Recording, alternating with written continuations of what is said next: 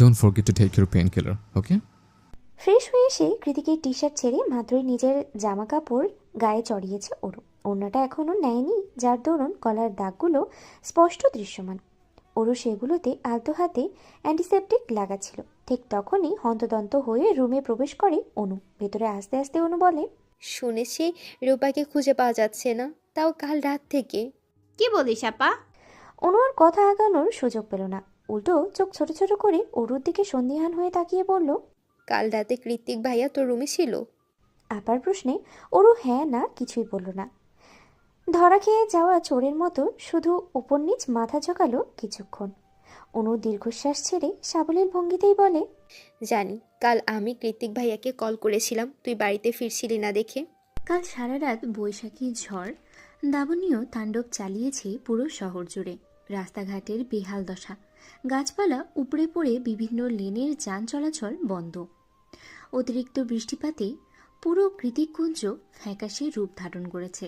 থোকায় থোকায় বাগানবিলাসগুলো ঝরে পড়ে আছে নিচে ঢাকা ফ্রন্টিয়ার জুড়ে। অনুসন্ধিহান দৃষ্টিপাত এড়াতেই লাজুক অরু খোলা জানালায় গলিয়ে বাইরে চেয়ে আছে সেই তখন থেকে। সারা রাত ঝড়ের তোপে কেমন নেতিয়ে পড়েছে সৌন্দর্যবর্ধক গাছপালাগুলো। আজ সূর্য উঠেছে, গাঢ়তার সোনালি কিরণ। খুব সম্ভবতই দুপুর গড়াতেই গাছপালাগুলো আবারও আগের রূপ ধারণ করবে। এই মুহূর্তে অনু নিজেরও বেশ ইতস্ত বোধ হচ্ছে ওর সাথে কথা বলতে কি বলে ফেলেছে, এই জন্যই তখন থেকে ওদের মাঝে পিনপতন নীরবতা বিরাজমান। এই অস্বস্তিদায়ক মুহূর্তটাকে কোনো মতে এড়িয়ে যাওয়ার দরুন হাতের আঙ্গুলে ওড়না প্যাঁচাতে প্যাঁচাতে অনুই ডেকে উঠল প্রথমে। বলছিলাম যে ওরু, বলছিলাম। এই আপা, আজকে তোদের প্রি ওয়েডিং পার্টি না? রাতে কত মজা হবে বলতো? অনুকে কথা বাড়ানোর কোনোরূপ ফুসরত না দিয়েই পেছনে তাকিয়ে ফট করে কথাটা বলে উঠল ওরু। ভাবটা এমন যেন ওর নিষ্পাপ একটা বাচ্চা, বিয়ে বাসর কিংবা জায়ান কৃতিক এসবের কোনো কিছুর নাম কোনোদিন শোনেইনি। অরুর কথায় স্বস্তি পেল অনু। তৎক্ষণাৎ হ্যাঁ সূচক মাথা নাড়িয়ে বলল, হ্যাঁ, অ্যালিসা আপুরা আয়োজন করেছে শুনলাম। আমাদের দেশে আবার এসব হয় নাকি? কিন্তু মুহূর্তেই ভার হয়ে এলো অনুর মুখশ্রী। আধার ঘনালো পানপাতার মতো উজ্জ্বল মুখটাতে। অরু এগিয়ে এসে শুধালো, কিন্তু কি আপা? অরুর জিজ্ঞেসী দৃষ্টির কাছে অনু জবাবের উৎস খুঁজে পেয়েছে কি পায়নি তার আগেই নিচতলা থেকে প্রচণ্ড চেঁচামেচির আওয়াজে দুই বোন হকচকিয়ে উঠল ওরা। আওয়াজ শুনে মনে হচ্ছে কেউ কাউকে মারছে খুব। সকাল সকাল আবার কৃতিক কারোর সাথে ঝামেলা শুরু করলো না তো? কথাটা বোধগম্য হতেই কলিজার পানি শুকিয়ে এলো ওরুর। এই মানুষটা ঝামেলা মারামারি এসব না করে অরুকে এক দণ্ড শান্তি দিতে পারে না।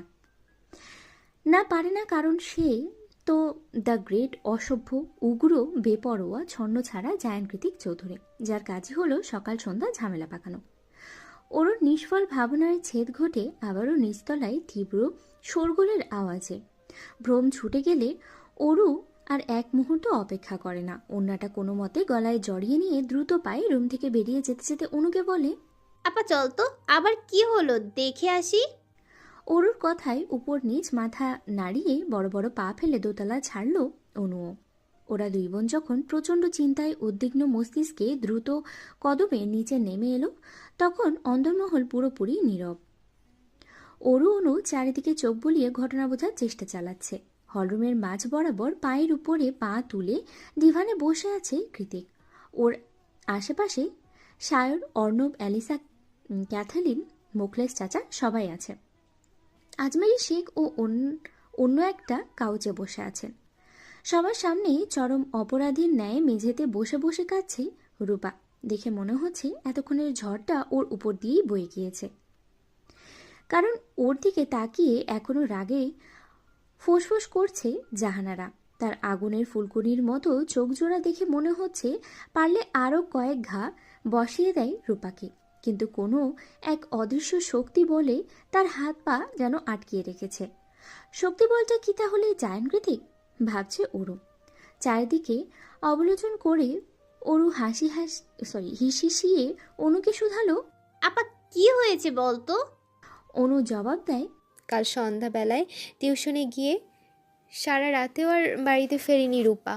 রেজা ভাই গিয়েছিল ওকে আনতে, কিন্তু গিয়ে শুনে রূপা নাকি টিউশনিতে যায়নি, কোনো এক ছেলের সাথে ভেগেছে। তাই সকাল সকাল মামি এসেছিল কৃত্তিক কুঞ্জে মাকে বলে কয়ে কিছু একটা উপায় বের করানোর জন্য।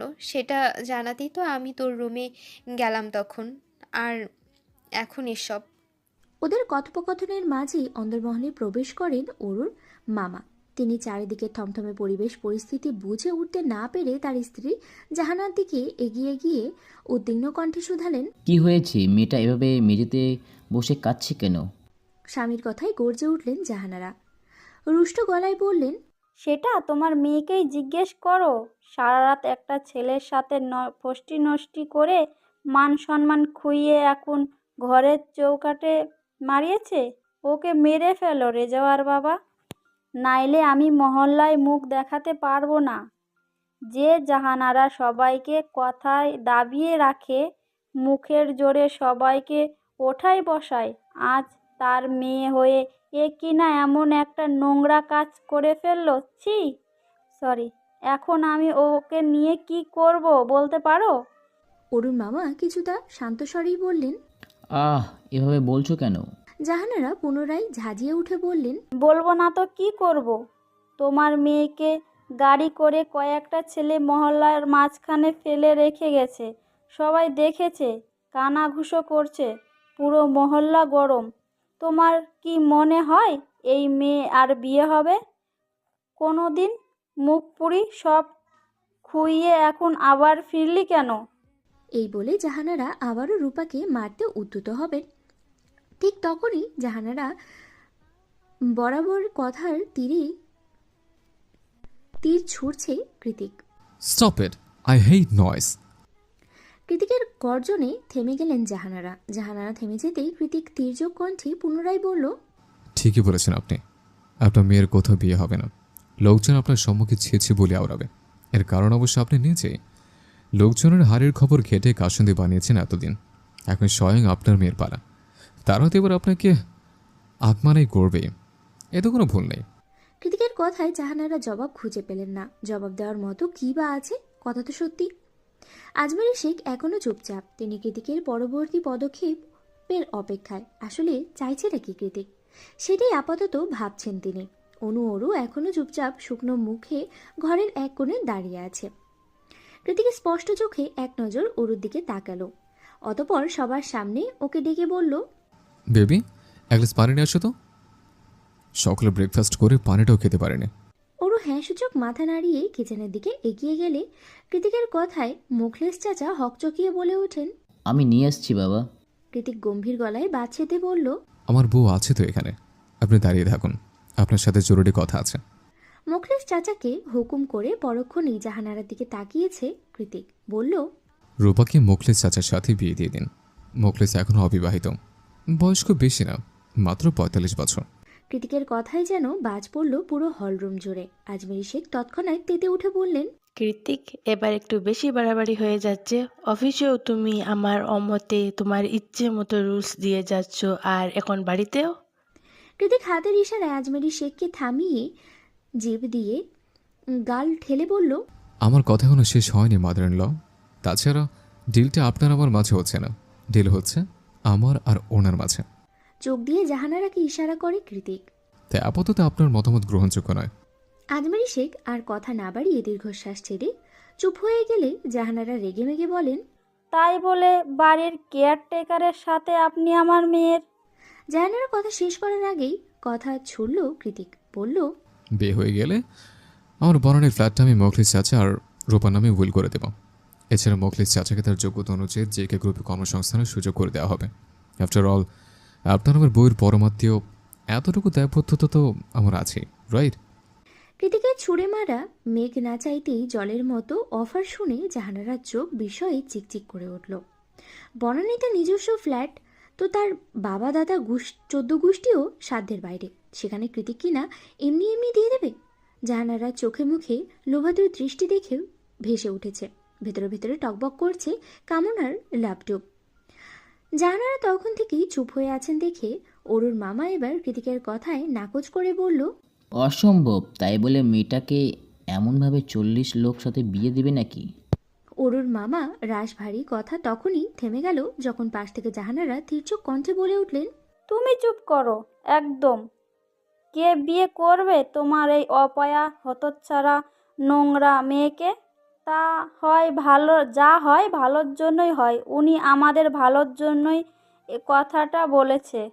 চুপচাপ বিয়েতে মত দাও। তাছাড়া ওরম বিশাল ফ্ল্যাটের মালিক হলে মুকলেশকে আমার জামাই বানাতে আমার আর কোনো অসুবিধাই নেই।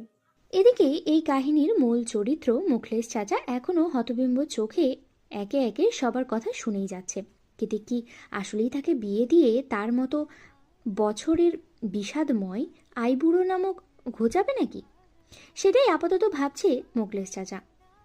সবার মাঝে নীরবতা বিরাজমান। শুধুমাত্র রূপা মায়ের পা ধরে কান্নাকাটি করছে যাতে তাকে মুখলেস চাচার কাছে বিয়ে না দিয়ে দেওয়া হয়। অনু আর অরু মামিকে বোঝানোর চেষ্টা করছে, কিন্তু জাহানারা তার সিদ্ধান্তে অনড়।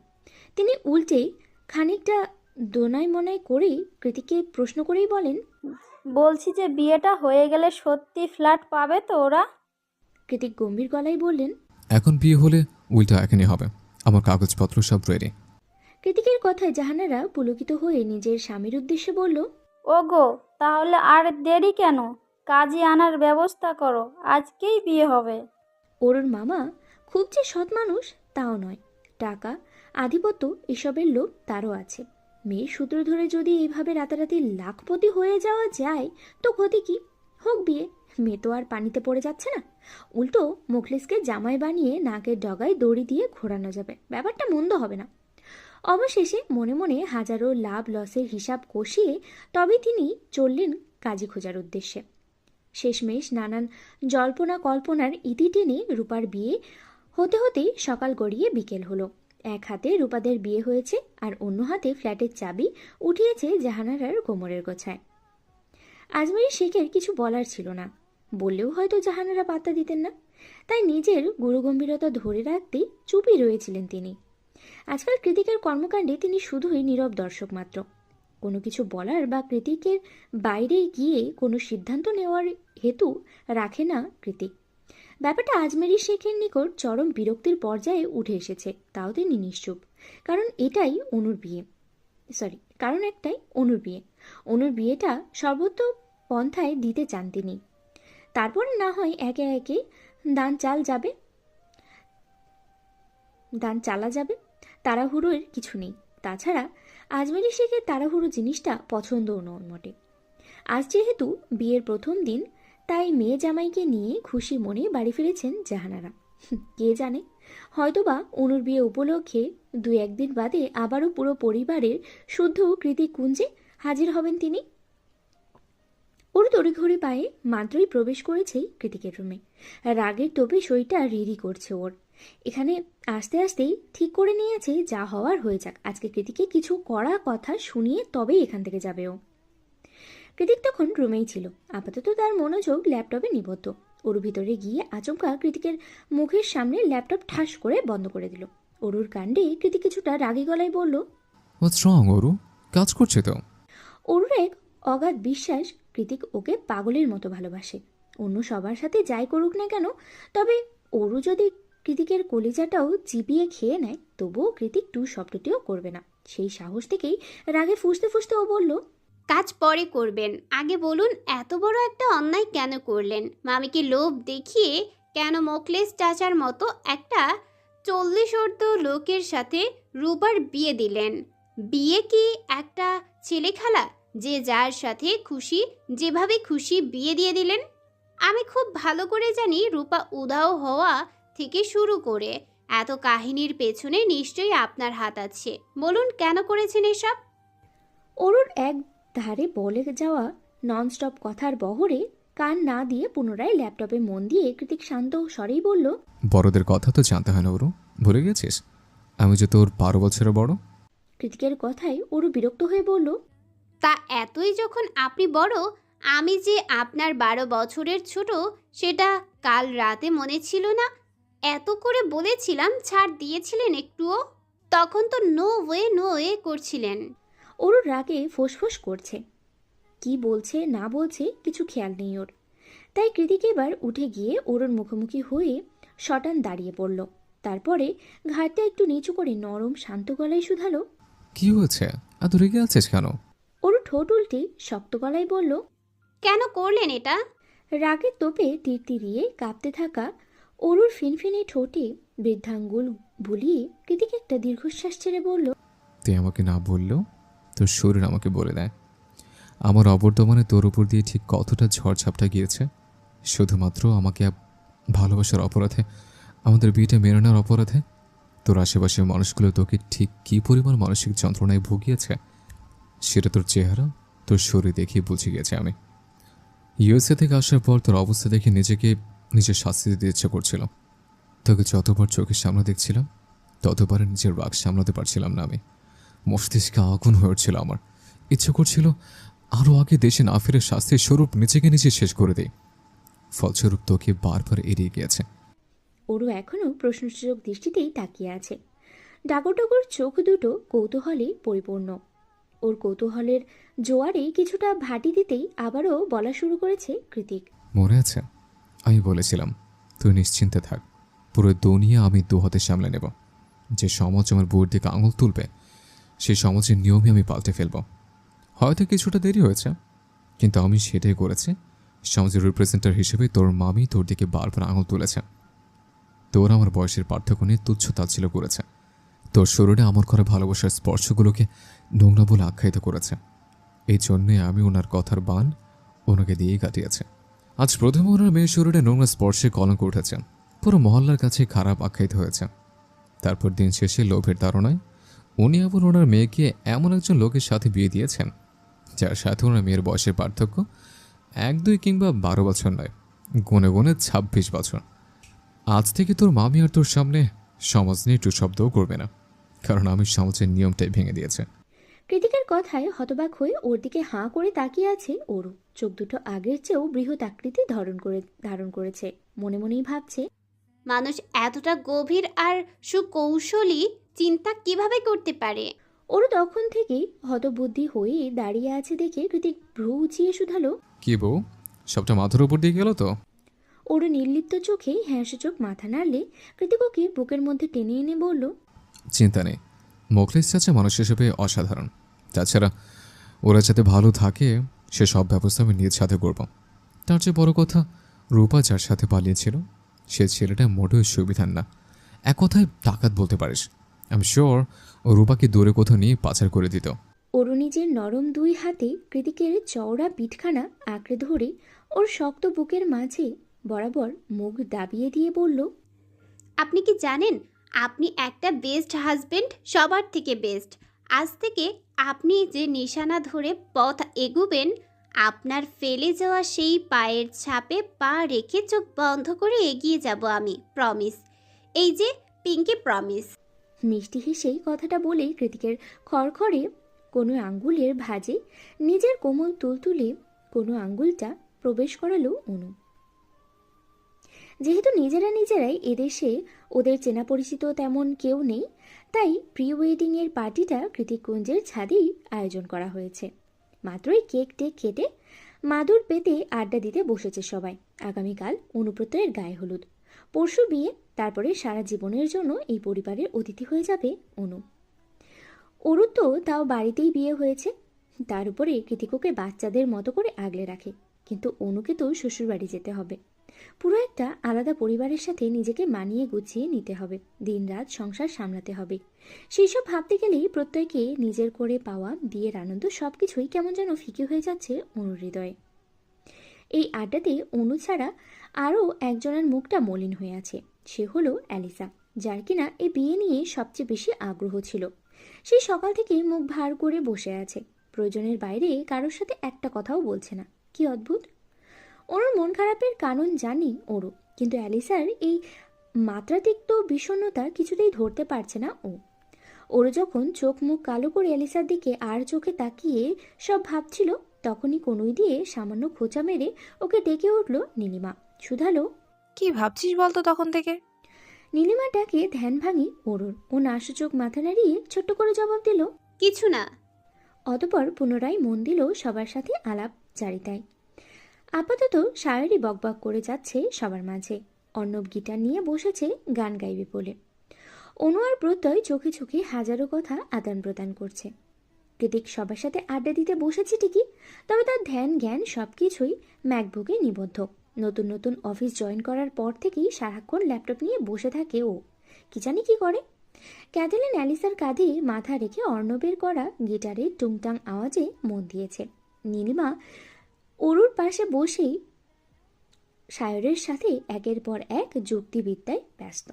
একমাত্র অরুই চুপচাপ সবাইকে গভীর চোখে পরখ করছে। সায়র কি ভেবে যেন কথার এক পর্যায়ে হুট করেই বলল, গাইস চলো সবাই ট্রুথ অ্যান্ড ডিয়ার খেলা যাক। আশেপাশের উৎসুক জনতা সবাই একে একে হ্যাঁ সূচক মাথা নাড়লেও কৃতিক কিবোর্ডে আঙ্গুল চালাতে চালাতে গম্ভীর গলায় বলল, আমাকে এসব ডিয়ার ফেয়ার দিলে খবর আছে তোর সায়র। কৃতিকের কথায় সায়র বিরক্ত কণ্ঠে বলল, এখানে আছিস মানে তোর খেলায় অংশগ্রহণ করতে হবে, নো কম্প্রোমাইজ। কথা শেষ করে একটা খালি হুইস্কির বোতল সবার মাঝে ঘোরালো সায়র। বোতল ঘোরাতেই সবার আগে ফেসে গেল বেচারি নীলিমা। সায়র নীলিমার দিকে তাকিয়ে কিঞ্চিত ভ্রু উঁচিয়ে বলল, কি সাহসী, আব্বাজানের সাহসী কন্যা, ট্রুথ অ্যান্ড ডিয়ার। নীলিমা ঠোঁট বাঁকিয়ে বলল, ডেয়ার ফেয়ার পারবো না তো, ট্রুথ। সায়র নির্বিকার ভঙ্গিতে বলল, ঠিক আছে বলো তাহলে, বয়ফ্রেন্ড আছে? নীলিমা দাঁত কটমটিয়ে মনে মনেই বলল, বদমাস বিদেশি বান্দর, জানতাম তুই ভুলভাল কোশ্চেনই করবি আমায়। কি ভয় পেয়ে গেলে নাকি? নীলিমা থমথমে গলায় উত্তর দিল, না নেই। নীলিমা জবাব দেওয়ার সঙ্গে সঙ্গেই তেতে উঠল সায়র। সবার সামনেই ঝড়ের গতিতে নীলিমার দিকে ঝুঁকে গিয়ে চোখ মুখ খিচিয়ে বলল, রাগিনী, বিএফ নেই তো আমাকে একটা চান্স দিতে পারতি। শুধু শুধু আব্বাজানকে দিয়ে তারা খাওয়ানোর মানেটা কি ছিল? তোমাদের মেয়েদের এত ভাব কেন বলো তো? সায়রের কাণ্ডে নীলিমা খানিকটা পিছিয়ে গিয়ে শুষ্ক ঢোক গিলল। ওদিকে সায়রের ভাবসাব এমন যে আজকে নীলিমার সাথে একটা হেনস্থ করেই ছাড়বে ও। কেন ওকে আছলা বাঁশ দিয়ে তাড়া করা হলো সেই প্রতিদান স্বরূপ। কিন্তু ওকে মাঝপথে থামিয়ে দিয়ে অর্ণব বলল, থাম ভাই, খেলার মাঝখানে কি শুরু করলি? খেলাটা কন্টিনিউ কর, নয়তো চললাম। অনেক রাত হয়েছে, ঘুমাবো। সায়র নিজেকে সংবরণ করে ফোঁস করতে করতে পুনরায় বোতল ঘোরালো। এবার গিয়ে বোতল থামলো কৃতিকের সামনে। কৃতিক সেদিকে তাকিয়ে দীর্ঘশ্বাস ছাড়তেই অর্ণব বলল, কি নিবি, ট্রুথ না ডেয়ার? কৃতিক নির্লিপ্ত কণ্ঠে বলল, ট্রুথ। তবে কোনোরূপ ফাসলাম করবি না বলে দিলাম। অর্ণব কৃতিকের সতর্ক বার্তায় 2 পয়সা তোয়াক্কা না করে সঙ্গে সঙ্গে প্রশ্ন ছুড়ল, ওকে ওরুকে তোর দেওয়া ফার্স্ট গিফট কি ছিল? আর এমন কি স্পেশাল গিফট যা তুই ওকে দিতে চাস এখনো দেওয়া হয়নি? অর্ণবের কথা শেষ হলেই কৃতিক ম্যাকবুক থেকে চোখ সরিয়ে ওরুকে পর্যবেক্ষণ করল। যে লাজুকলতা হয়ে হাত দিয়ে কানের পেছনে চুল কুচি কৃতিকের দৃষ্টি এড়াতে বারবার এদিকে ওদিকে তাকাচ্ছে। কৃতিক ওরুর দিকে দৃষ্টি রেখেই একটু ভেবে বলল, আই থিঙ্ক ফার্স্ট গিফট ছিল কিছু পাজামা সেট। আর স্পেশাল গিফট যদি বলিস, then I want give her my best DNA. একই ঠোঁট কাটা কথা। কৃতিকের কথা শুনে কাশি উঠে গেল সবার। ওরও লজ্জা টজ্জা ঠিকই তুলে কৃতিকের দিকে তাকিয়ে কটমটিয়ে বলল, নির্লজ্জ লোক। কৃতিক ঠোঁট উল্টে নির্বিকার ভঙ্গিতে বলল, আশ্চর্য, ট্রুথ আর ডিয়ার খেলা হচ্ছে, তাই তো আমি সত্যিটা বললাম। ওরু চোখ মুখ খিচিয়ে বলল, এই সত্যি কে বলতে বলেছে আপনাকে? ওদের স্বামী স্ত্রীর বাগবেতনটার মাঝে সায়র হো হো করে হেসে বলল, শুনছি স্বর্ণব জ্যাকে এখনো বাসরটাই করতে পারলো না, এদিকে বাচ্চা উপহার দিতে যাচ্ছে। How funny. কৃতিক সায়রের মেলে যাওয়া চোয়ালখানা আলতো হাতে বন্ধ করে দিয়ে বলল, আপাতত মুখটা বন্ধ কর, যখন মনে হবে তখন ঠিকই টের পাবে আদৌ বাসের করেছি কি করেনি। ওরু তৎক্ষণাৎ সবার মধ্যে থেকে উঠে গিয়ে গটগটিয়ে নিচে চলে গেল। সায়র হাঁক ছেড়ে বলল, আরে এলোকেশি, কোথায় চলে যাচ্ছ? খেলা তো শেষ হয়নি। সায়র কথাটা উচ্চারণ করার সঙ্গে সঙ্গে কৃতিক আচমকায় সায়রের গলা চেপে ধরে বলল, শালা তোকে কতবার বলেছে আমার বউকে তুই ডাকবি না কখনো? আমার ঢং করে এলো কিছু রাখা হচ্ছে, আজ তোর খবর আছে। এই বলেই কৃতিক সায়রের গলাটা গায়ে জোরে চেপে ধরে। সায়র কোনো মতে শ্বাস টেনে অস্পষ্ট আওয়াজে অর্ণবকে ডেকে বলে, ভাই থামাই এটাকে, বিয়ের আগেই আমার হবু বউটা বিধবা হয়ে যাবে তো। অ্যালিসা ওদের ঝামেলার মাঝখানে আকস্মাৎ চেঁচিয়ে উঠল, বেশ চড়া গলায় বলল, থামবি তোরা, অসহ্য লাগছে আমার। অর্ণব সায়রকে রেখে অ্যালিসার দিকে এগিয়ে গিয়ে ওর মাথায় আলতো হাত ছুঁয়ে বলল। এলি কি হয়েছে জান, মন খারাপ? অ্যালিসা জবাব দিল না। এক ঝটকায় অর্ণবের হাতটা ঝাড়ি মেরে সরিয়ে বড় বড় পা ফেলে চলে গেল ছাদ থেকে। গোধূলি শেষেই সন্ধ্যা তিমিরেই মুড়িয়ে গিয়েছে চারপাশ। আজ বোধ হয় আমাবস্যা, তাই সন্ধ্যাক্ষণই রাতের মতো নিকোষ কালো আধার নেমেছে ধরণী জুড়ে। তবেই সেই আধারের এক ঝিলতে নিকোষ কালো অবশিষ্ট নেই কৃতিককুঞ্জে। কি করেই বা থাকবে? পুরো বাড়িটা ফেরি লাইট আর ল্যান্টেনের আলোতে ঝিকমিক করছে। সন্ধ্যা হতেই যেন পুরো মহল্লা জ্বলে উঠেছে কৃতিককুঞ্জের চকচকে আলোয়। অদূর সদর ঘাট থেকেও সেই আলোর ছটা পাখির চোখে দেখা যাচ্ছে। মানুষ ঘুরে ঘুরে দেখেছে আর ভেবেছে কি হচ্ছে ওখানে, এত আলোই বা কেন? আজবাড়ি সে কোনো রূপ ত্রুটি রাখতে চায় না মেয়ের বিয়েতে, ওই জন্যই হয়তো এত আয়োজন, ধুমধামের কোনো শেষ নেই। সন্ধ্যার পরপরই গেট ছাড়িয়ে ভিতরে প্রবেশ করেছে নামি দামি গাড়ির বহর। এরা কেউ কেউ জেকে গ্রুপের ভিআইপি ক্লায়েন্ট, নয়তো জমশেদ জায়ানের রাজনৈতিক সূত্রেই পূর্ব পরিচিতরা, যাদের আপাতত আজমেরি শেখ আর কৃতিক দুজনে মিলেই আমন্ত্রণ জানাচ্ছে। যদিও বা দুজন কেউ কারোর সাথে কথা বলে না, কিন্তু এই মুহূর্তে ক্লায়েন্টদের সামনে সবকিছু স্বাভাবিকভাবেই সামলাচ্ছে তারা। ইটস কল্ড প্রফেশনাল রিলেশন, যেটা কৃতিক আর আজমেরি দুজনেই বেশ ভালো মতোই রপ্ত করতে পারে। প্রত্যেক অনু স্টেজে বসে আছে, ওদেরকে মেহমানেরা টুকটাক উপহার সামগ্রী দিয়ে যাচ্ছে। এখনও গায়ে হলুদ পর্ব শুরু হয়নি। গেস্টরা সবাই সফট ড্রিঙ্ক পান করছে। কৃতিক অনেক বছর পরেই দেশে ফেরার দরুন অনেকেই এগিয়ে এসে ওর সাথে কুশল বিনিময় করে যাচ্ছে। অ্যালিসা মাত্রই অন্দরমহল থেকে বেরিয়ে ওর পরনের ল্যাভেন্ডার কালারের লেহেঙ্গা, গায়ে হলুদের প্রোগ্রাম হলেও আলাদা কোনো ড্রেস কোড ছিল না বলে যে যার মতো জামা কাপড় পরে নিয়েছে ওরা। তবে অর্ণব অ্যালিসার সাথে মিলিয়ে ল্যাভেন্ডার কালারেরই পাঞ্জাবি চড়িয়েছে গায়ে। সায়রের আপাতত দেখা মিলছে না। Kritik maroon velvet Prince coat পরেছে, সেই সাথে ব্ল্যাক স্কিনি ডেনিম। ঘাড় ছুঁই ছুঁই চুলগুলো আজ বেশ অনেকটাই ছোট করা হয়েছে। অ্যালিসাকে বেরোতে দেখে অর্ণবর হাত টেনে আহত সুরে বলল, কথা বলছিস না কেন এলি, কি হয়েছে? অ্যালিসা কঠোর গলায় বলল, হাত ছাড় অর্ণব, ভাল লাগছে না। না ছাড়বো না। ওদের এই বাগবেতনটার মাঝেই একদম হুট করেই স্টেজে এন্ট্রি নিল দুইজন ব্রাইডমেড। প্রথমে লাল নীল চোখ ধাঁধানো লাইট, অতঃপর হঠাৎ করেই বেজে ওঠে সবার প্রিয় গান। অ্যালিসা অর্ণব তৎক্ষণাৎ নিজেদের তর্ক বিতর্কের ইতি টেনে অবাক চোখে স্টেজে তাকালো। সায়ের মাত্রই কিছু মিষ্টি আর দধি নিয়ে এক সাইডে টেবিলে বসেছিল। ও সিদ্ধান্ত নিয়েই নিয়েছে এই বিয়েতে ও ডায়েট ফায়েট ভুলে সব খাবে। তারপর আমেরিকা ফিরে যা হবে তা দেখা যাবে। সে যেই ভাবা সেই কাজ। এক চামচ দধি মুখে নিয়েছে কি নেয়নি কেবল, কিন্তু সেই দধি গলা দিয়ে নামার আগেই ওর চোখ আটকে গেল স্টেজে। দেখল ফেরি টেল থেকে নেমে আসা দুটো জলজান্ত প্রহরী স্টেজে হিন্দি গানের সাথে কোমর দোলাচ্ছে। তাদের হাসির ফোয়ারা যেন চারিদিকে মুক্ত দানার মতো ন্যায় ছড়ে পড়েছে। সেদিকে তাকিয়ে কয়েকবার পলক ফেলে অস্ফুটেই সাহের বলল, এটা কি আসলে আমার রাগিনীটা নাকি? হাই আল্লাহ, এত সুন্দর কেন লাগছে? নজর লেগে যাবে তো সবার। পচা মেয়েটাকে কে বলেছে এভাবে নাচতে? আমার তো হার্টবিট ফেল করছে। ও গড। কৃতিক তখনও ক্লায়েন্টদের সাথে কুশল বিনিময়ে ব্যস্ত।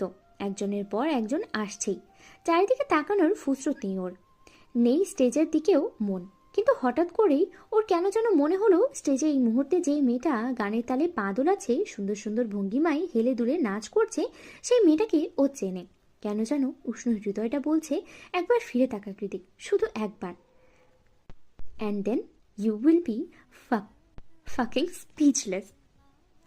কৃতিক তাকালো, হুট করে নয়, আস্তে আস্তে সময় নিয়েই নজর ঘোলালো। আর তারপরে ওর হৃদয়টা ওখানেই থমকে গেল। ওরকে এতটা হাসি খুশি বোধ হয় এই জীবনে দেখেনি কৃতিক। তার উপরে এমন মাতাল করার নাচ, ওরও এত সুন্দর করে নাচতেও পারে। কৃতিক হাঁ করে তাকিয়ে আছে স্টেজে নৃত্যরত ওই অষ্টাদশীর দিকে। পরনে অফ হোয়াইট লেহেঙ্গা, হাঁটু সমান লম্বা চুলগুলো পুরোপুরি বাঁধনহারা তার। গলায় কানে সিঁথিতে সাদা পাথরের ছোট ছোট জুয়েলারিতে অরুকে দেখে চোখে জ্বলে যাচ্ছে কৃতিকের।